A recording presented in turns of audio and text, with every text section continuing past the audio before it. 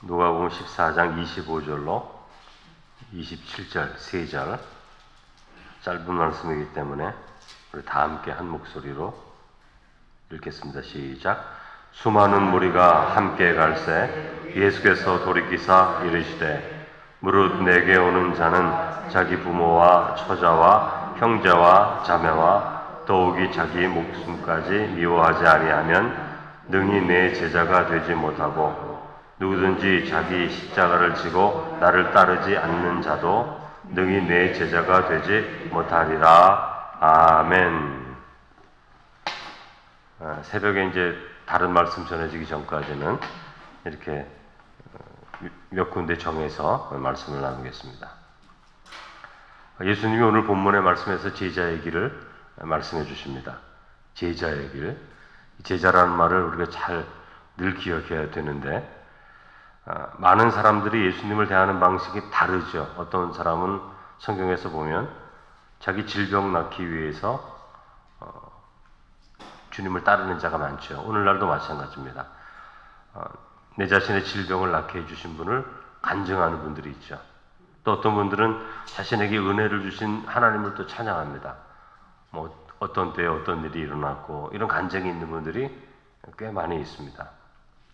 저도 어떤 분 간증이 있으시더라고요. 신앙생활이 좀 느슨한 분 같아서 저분은 열심히 하나님을 그렇게 열심히 믿는 분은 아니구나. 보통으로 그냥 믿는 분이구나 이렇게 생각했는데 신방을 가서 대화를 하다 보니까 아주 특별한, 여러분에게 한번 말씀드린 적이 있는데 특별한 은혜를 가진 분이 계시더라고요. 자기 자녀가 큰 질병 가운데 수술을 해야 될 때 기도하는 가운데 치유받고 퇴원을 그냥 했어요. 다리를 자르라 그랬는데 나는 그 딸아이 결혼도 안 한 딸아이의 다리를 어떻게 자르냐고 병실에서 이제 며칠간 기도하시는데 어떤 음성을 들은 것도 아니라 마음 가운데 하나님이 낫게 해주신다는 확신이 마음의 중심에 확 들어오는 거예요.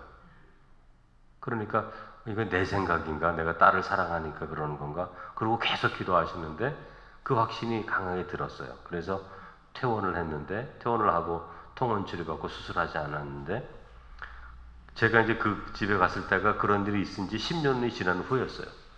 그런데 아주 그때까지도 건강하게 다리도 건강하게 잘 살고 있다 그런 말씀을 하시면서 본인의 간증을 얘기해 주시더라고요. 근데 이분은 주일날도 가끔 빠지시는 분이고 주일날 외에는 교회를 안 나오시는 분이거든요. 그러니까 제가 그 일이 지금 25년 전 일인데 25년 전에 그런 성도분들은 아주 열심히 있는 분은 아니에요. 뭐 직장이 있기 때문에 그런 분도 아니고 그 당시 벌써 60이 거의 넘으셨기 때문에 그렇심에도 불구하고 그런 간증이 있어서 그런 말을 해주셨습니다. 그러니까 어떤 분들은 또 그런 은혜로 하나님을 찬양하죠. 그런데 정작 그런 하나님의 은혜가 우리의 삶을 예수님의 제자로 부른다는 것에 대해서는 깨닫지 못하는 경우가 많아요. 아무리 은혜를 받고 뭐 하나님의 인도하심을 경험하기도 하고 또 특별한 하나님의 은혜를 경험했음에도 불구하고 그러한 모든 일들을 통해서 하나님이 우리에게 원하시는 것은 예수의 그리스도의 제자로 부른다는 것을 깨닫지 못하는 경우가 많이 있습니다. 또 어떤 이는 예수 믿고 구원받으면 되지 이런 생각에만 초점을 맞추는데 그런데 여러분 그 구원의 삶의 정점 우리를 왜 구원시키시는가? 왜 애굽에서 이스라엘 백성들을 구원해 내시는가? 왜 오늘날 예수 그리스도 안에서 우리를 구원해 내시는가? 그 정점이 뭐냐면 예수님의 제자의 삶을 살아가게 하기 위한 것이다라는 것을 잊고 살 때가 너무나 많이 있어요. 그러면 여러분 왜 제자가 해야 됩니까? 오늘 본문에 보면 제자에 대한 길을 말씀하시잖아요. 예수님께서. 25절에 보면 이렇게 말씀이 있습니다. 수많은 무리가 함께 갈새. 수많은 무리가 함께 갈새. 이렇게 기록되어 있어요. 그러니까 예수님의 주변에 모여든 사람들이 많았기 때문에 수많은 무리가 함께 있었다. 이렇게 말씀하는 거예요. 수많은 제자가 함께 있었다. 이런 말 하는 게 아니라 수많은 무리가 함께 있었다. 이렇게 말씀합니다. 그러니까 예수님 주변에는 많은 사람들이 따라다녔습니다. 교회에도 수많은 종류의 사람들이 오죠. 똑같은 거죠. 많은 무리가 있는 것입니다. 그런데 예수님은 그런 무리들을 사랑하시죠. 예수님은 무리를 사랑하십니다. 그러나 그 무리들의 태도에 대해서는 예수님은 의심하세요, 사실은. 그래서 25절 후반부에 보면 무리와 함께 걸어가는 길에서 예수께서 돌이키사 이르시되 이렇게 말씀하셔요. 돌이키사 이르시되 그런 후에 26절, 27절 제자의 길에 대해서 말하는 겁니다. 십자가를 지는 자, 나보다 자기 가족을 더 사랑하는 자는 합당치가 않다. 자기 십자가를 지고 나를 따라야 된다. 이 말씀을 하는 거죠. 왜 제자의 길에 대해 주님이 말씀하십니까? 예수님은 자신을 따라다닌다고 해서 모두가 다 깊은 신앙이 있다고 여기지 않으세요. 예수님을 따라다니는 목적과 동기가 너무나 다양하기 때문에 그런 것입니다. 어떤 사람은 병 고침 받으려고 예수님 시대에 병 나으려고 예수님 따라다니고, 어떤 사람은 오병이어의 기적을 본 후에 다른 기적 보기 위해서 따라다닐 수 있는 것입니다. 또 어떤 사람들은 바리새인들처럼 예수님을 책잡기 위해 따라다니는 것입니다. 저 사람이 어떤 말을 하는가, 그거 꼬투리 잡아서 율법으로 이렇게 어떻게 하기 위해서 그렇게 따라다니는 거죠. 여러분, 오늘 우리들이 주님을 믿는 목적과 동기가 뭡니까? 오늘 우리가 예수 믿는, 어떤 분은 병 고치려고, 어떤 사람은 자녀가 이제 대학 갈 때가 되었으니까 대학 잘 진학하기 위해서 나와서 기도하다가 대학 다 잘 가면 이제 교회 안 나오시죠? 이 땅에 살면서 걱정 없이 평안히 살려고 어려움이 있으면 교회 열심히 나오다가 그 어려움 해결되면 중단하죠. 사업이 잘 되도록 하기 위해서 이런 태도를 가지고 예수님을 따라 나오는데, 이런 분들이 다 무리에 속하는 분이에요. 무리. 그렇다면 우리 주님은 우리를 향해서 우리가 이런 무리의식을 가지고 주님을 따라다니면 주님은 우리에게 항상 제자의 길에 대해서 말씀하실 수밖에 없는 겁니다. 너희들이 그렇게 따라다니는 게 나쁜 게 아니라 그렇게 따라와라. 처음에는 그렇게 주님 믿는 거니까. 병들어서 주님 믿고, 실패해서 주님 믿고, 고통받아서 주님 믿고, 자녀가 힘들어서 믿고, 사업이 잘 안 돼서 예수님 믿고, 그게 하나님을 바라보게 하는 하나님의 인도이기도 하니까. 그러나 그렇게 따라올지라도 꼭 너희들의 마음 가운데 알아야 된다. 제자의 길을 알아야 된다.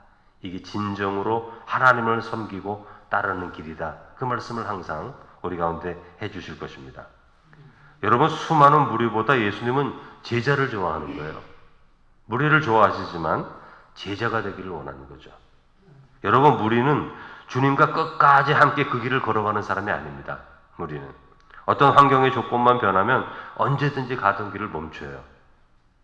그리고 비난하기도 하고 돌이키는 사람들, 무리입니다. 놀라운 은혜를 베풀면 기뻐서 따라다니다가 그 삶의 환경이 변하면 언제든지 되돌아가는 사람이 무리입니다. 그래서 이스라엘 백성들이 광야에서 항상 그랬죠. 홍해의 기적을 보고 놀라운 능력을 보고 그럴 때는 막 따라다닙니다. 마음이 뜨거워져서 따라다니다가 광야에 들어가서 고통스러운 일이 시작되니까 언제 하나님이 계셨느냐는 식으로 하나님께 등을 돌리고 하나님을 거부하죠.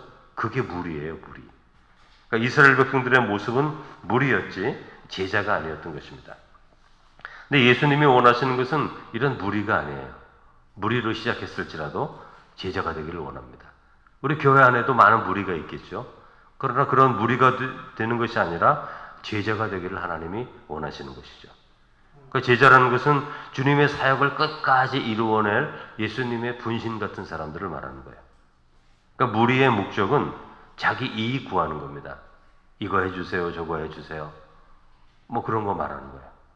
그러나 제자의 목적은 하나님의 뜻을 위해 존재하는 거예요. 그래서 사도 바울이 내가 죽기까지, 그것도 하나님의 영광을 위해 살고, 죽음을 두려워하지 않아요? 고통을 두려워하지 않아요? 실패도 두려워하지 않아요? 질병에 걸려서 죽는 것도 두려워하지 않아요? 살든지 죽든지 내가 주의 영광을 위하여 살겠다. 그게 제자가 되는 겁니다. 그러므로 제자는 흔들리지가 않는 거예요. 이 세상의 어떤 일들로 말미암아 말입니다. 그래서 예수님이 26절에서 27절 제자의 길을 말씀하시는데, 제자의 길은 자기의 이익을 구하는 게 아니다. 자기의 유익을 구하는 것이 아니다. 오히려 자신을 내어줘야 한다. 이런 말씀을 하시면서 26절에는 가족보다, 자기 목숨보다 하나님 더 사랑해야 된다. 그렇게 말씀하는 겁니다. 이것은 반대로 제자는 하나님의 뜻이 이루어지는 자리에서 그 어떤 삶의 관계를 통해서 방해를 받으면 안 된다는 거죠. 여러분, 가족이 얼마나 중요합니까? 우리 자녀가 얼마나 사랑스럽습니까? 그러나 그것이 하나님 앞에 설 수가 없어요. 하나님보다 더 먼저.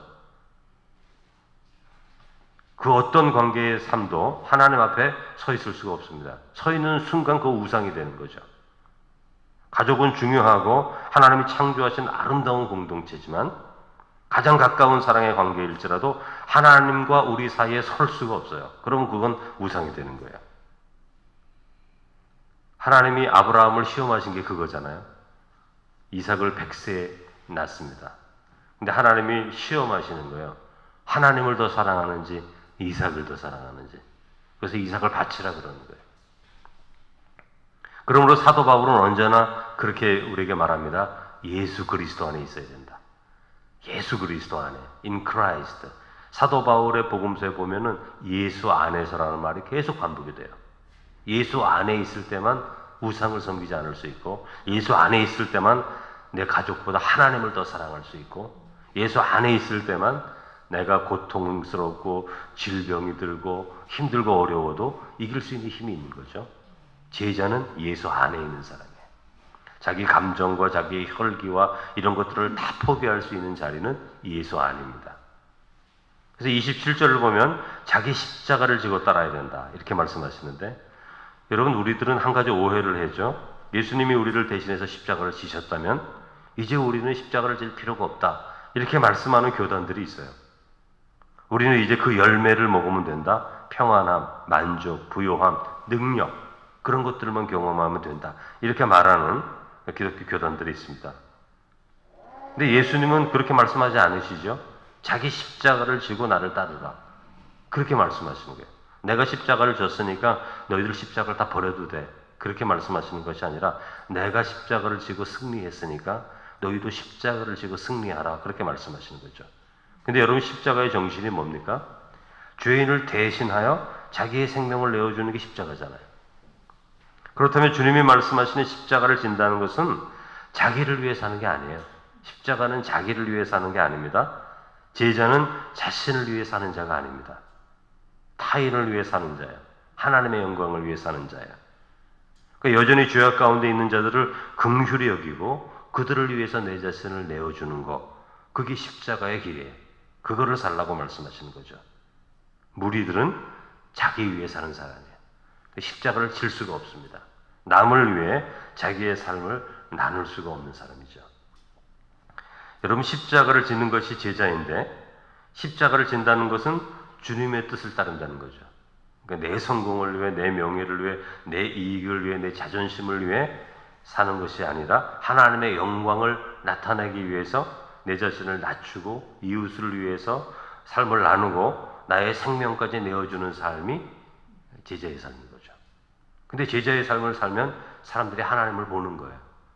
마더 테레사 수녀가 인도에서 그 죽어가는 사람들 다 거두어서 존귀하게 죽을 수 있도록 하나님의 형상을 닮은 자인데 길거리에 그저 구더기가 파먹으면서 그렇게 죽어가는 사람들을 보면서 그들을 거두지 않습니까? 다 씻어내주고 평안히 사랑 가운데 죽을 수 있는 존귀한 기회를 주겠다고 그 일을 하지 않습니까? 자기를 내주잖아요. 그러니까 사람들이 그걸 보고 뭐 불교인이든 다른 종교를 믿는 사람들은 관계가 없어요. 인도에 오면 꼭 그 사람을 만나고 가려고 하고 그 사역을 보려고 하잖아요. 그 사역을 보면서 제자의 삶을 보면서 하나님의 사랑을 거기서 느끼면서 가지 않습니까? 자기를 다 내어주는데 하나님이 드러나고 생명이 드러나는 거예요. 마더 테레사 수녀는 아주 볼품없는 여인입니다. 지금 돌아가셨지만 아주 작고 볼품이 없어요. 그러나 그 모습을 보면서 사람들은 하나님을 보는 거예요. 영화배우같이 멋지고 아름다운 사람 보면서 하나님이 참 잘 만드셨다, 영광을 받 이렇게 생각하지 않습니다. 사람들은.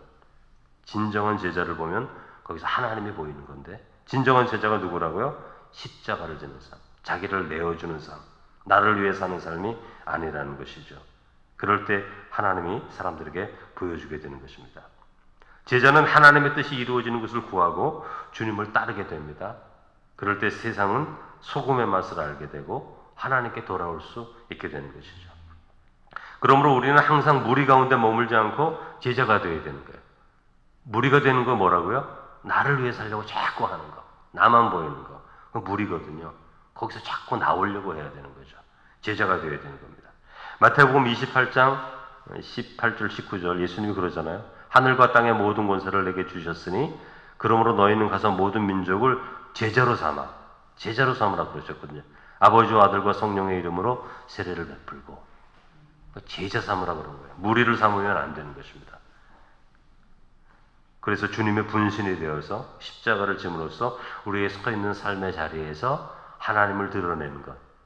그것은 우리가 성공해서 되는 것도 아니고 우리가 뭐가 잘 돼서 응답받아서 질병 고쳐져서 그래서 사람들이 우리를 보고 하나님을 보는 것이 아니라 십자가를 지는 삶의 모습을 보면서 자기를 부인하고 자기는 낮추어지는데 상대를 높이는 그 삶을 통해서 이 세상 사람들은 이 세상에서 전혀 볼 수 없는 모습을 보는 거예요. 이 세상은 절대 그렇지 않거든요. 자기를 낮추지 않거든요. 조금만 상해도 그냥 파르르 하는데 이 세상은 성도들도 그런 모습 보고 예수가 보이나? 하나님이 보입니까? 보일 수가 없죠. 그러므로 이 세상이 안 변하는 겁니다. 우리의 삶의 자리에서부터 작은 일들로부터 사랑하고 양보하고 내어주고 예수 그리스도 안에서 그 아무것도 아니지만 거기에서 예수 그리스도의 모습이 보여지는 거예요. 때로 흉내를 냈어도 제가 고등학교 시절에 제 앞에 한 아이가 앉았는데 아주 가난한 아이고 학교에서 왕따 되는 아이인데 중학교 2학년에 같은 반이 됐습니다. 밥을 싸우지를 못해요. 얘는. 제가 뒤에 있으니까 항상 밥 시간이 되면 숟갈만 갖고 다니는데 꼭 밥을 좀 먹겠다 그래요. 저는 밥 먹는 거는 문제가 없는데 걔가 늘 지저분하게 다녔거든. 그러니까 이제 그 입에서 나오는 그 숟갈로 또 내 밥을 넣는다는 생각이 제가 너무 힘든 거예요. 애가 너무 지저분하니까. 그래서 지저분한 마음도 있고 또 불쌍한 마음도 있어서 제가 어머니한테 도시락을 2개 싸주십시오 그랬어요. 이런 애가 있는데 도시락을 2개를 싸왔습니다. 항상 한 달, 2달을 도시락을 2개를 매일 싸와서 똑같은 반찬에 똑같은 밥통에 그 아이를 맨날 줬어요. 근데 이게 선생님이 알게 됐어요. 어떻게 알게 됐어요? 애들이 이제 말을 했는지 몰라도 부르시더라고요, 선생님이. 그리고 반장도 부르고 부반장도 부르고 거기 이제 임원들을 부르더니 야, 영회가 이렇게 싸우는데 한 사람이 이렇게 하면 안 된다. 너희들 돌아가면서 싸우면서 하루는 반장, 부반장, 하루는 제가 싸우고 또 어떤 애가 싸우고 일주일에 이제 한 번씩 이렇게 싸웠습니다. 그런데 그 아이를 제가 그 이후에 한 10년 후에 만났어요. 저희 교회에서. 저희 교회를 왔더라고요. 근데 그 아이가 청년들한테 얘기합니다. 영회는 자기한테 천사였대, 그 당시에. 제가 속으로 막 웃었어요. 나는 네 입술이 너무 지저분해가지고 네 그 숟가락이 내 밥그릇에 오는 게 너무 싫어서 내가 밥 사간 거거든, 사실은. 불쌍한 마음도 조금 있었지만. 근데 그 아이는 그런 마음을 압니까? 모르죠. 천사로. 자기는 그때 저 때문에 살았다는 거죠. 그런 얘기를 한 것을 제가 들었습니다. 제가 아주 100% 선한 마음으로 한 거 아닙니다. 그러나 그게 그 아이에게는 그때에는 천사가 될 수 있는 거죠. 그러니까 예수의 제자도 마찬가지예요. 우리가 완전해서 예수의 제자가 되고 우리가 선행을 하고 이런 것들이 우리가 뭐 사랑이 충만해서 하는 게 아니라 내가 예수님을 사랑하기 때문에 그냥 하는 거예요. 내가 힘들어도. 내가 싫은데 하는 거죠. 내가 이거 좀 마음에 들지 않는데 저 사람에게 꼭 지금 이게 필요하니까 그거 하는 거예요. 그렇게 하는데도 하나님께서 그걸 기뻐하시고 그게 제자의 길로 나아가는데 그게 십자가를 지는 거 아니에요? 내가 하기 싫은데 하는 거 십자가 지는 거죠.